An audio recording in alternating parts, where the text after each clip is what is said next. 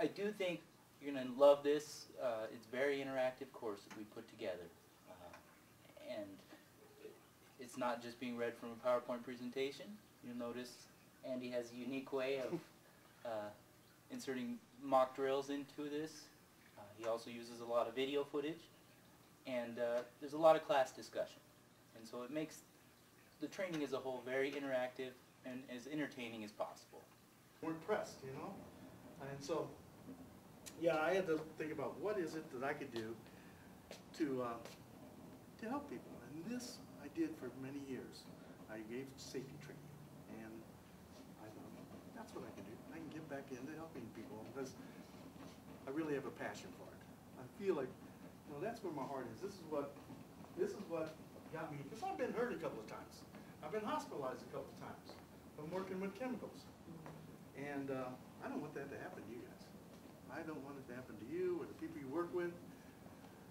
I also don't want you, and you'll hear me throughout this whole time, I don't want you to be contaminating and spread contamination throughout your family and stuff. And so you'll hear me really be harping on the importance of decontamination, of leaving those work clothes at home, you know, taking your boots off. Don't get in your vehicles with them because your kids are running around in them, and that's really where my heart is. That's where I'm passionate is. I don't want people to get themselves or other people hurt, and that's the big deal. Okay, but in 91, and living in Southern Illinois. That's where I grew up in near St. Louis. I'm one of 9 kids.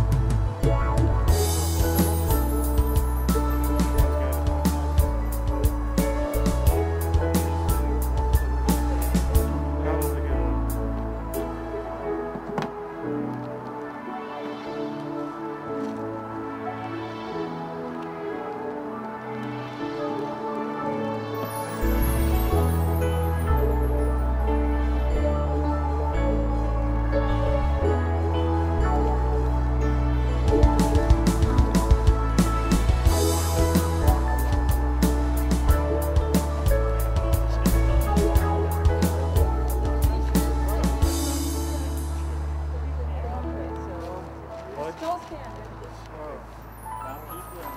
Try not to touch the outside of the suit. That's why I said you would do this kind of a thing to do that. Just keep your hands on the inside as you peel it down. You can have him turn around and help you. You know? Yeah. Once he gets it below your butt, then just go ahead and sit down. Classes out there, oxidizers, flammable solid, flammable liquids,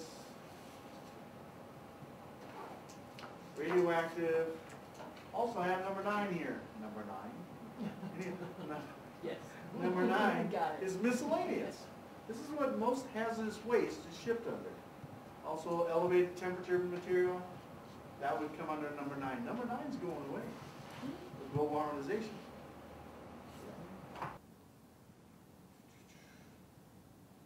We'll talk about the history of the regulations. In almost all the regulations, it's got some kind of incident behind it. And it's sad that that's what happens. You know, that we have to wait until something bad happens before we as a government will actually act and do something about it. We've already mentioned Bhopal a couple of times, and that was a big one, boy. That shook up the chemical industry big time. I remember the day it happened, you know, coming to work and hearing about it and seeing it on the news and just, of course. we'll get into medical monitoring. Now, OSHA doesn't call it medical monitoring, but I don't like their term. They call it medical surveillance, and to me that sounds too sneaky. So I just changed it. I use it once or twice in my presentation. For the most part, I change it just medical monitoring. It doesn't sound a little more accurate, actually. We'll talk about PPE use and limitations. Now, I use a lot of acronyms, and I'm sorry. Over years and years of using these things, I can't get away. PPE stands for? Personal protective equipment. And in your handouts, I do have kind of a list of what all the different acronyms and stuff that I use here and what they mean. Probably the same as that. And I got some films here. I'll show you how quickly it can happen. How quickly these things happen. In fact, on that OSHA website, I'm going to keep talking about that OSHA website. All summer long, they showed this one trenching operation where this OSHA inspector was driving by. This isn't like me. And he stopped, pulled over, and got a guy out of the trench, and minutes later it caved in. You know? And it most certainly would have killed him. You know? He saved the guy's life by doing that. Trenching is another very dangerous things we do around here on our jobs. Here's your subject, bloodborne pathogens. Yeah. Like I said, I got 6 sisters. And most of them are nurses. They work in the medical field. And I got sister-in-laws that are nurses. And my mom's a retired RN. And they just, yeah. So the medical field is all over the place. And I have a couple of grandkids that my 2 granddaughters, older granddaughters, they're in their early 20s now. They were working for a hospital, going in and cleaning up and doing kind of janitorial work for the hospitals.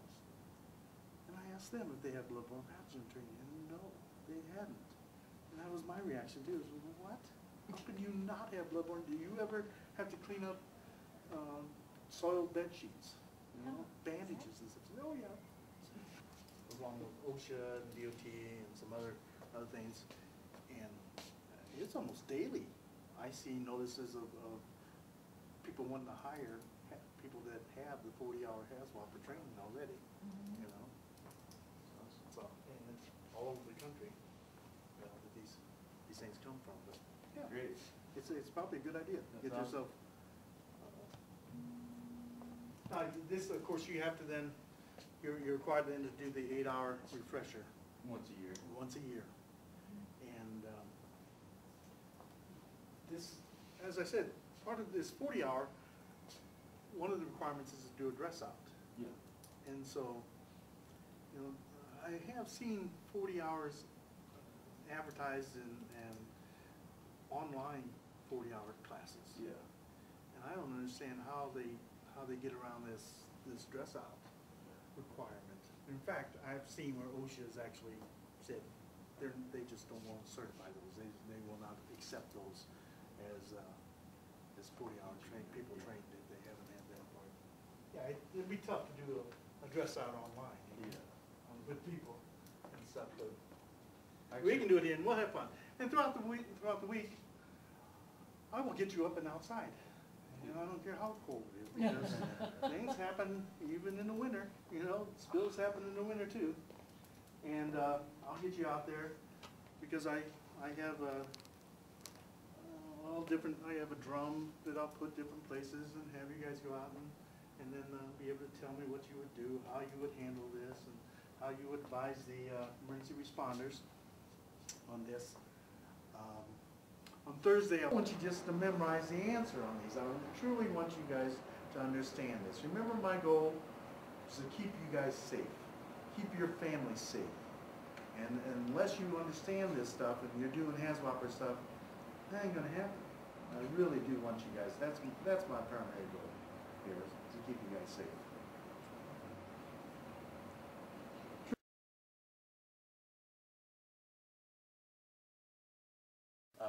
So the way to do that is you go to safetyhelpers.com.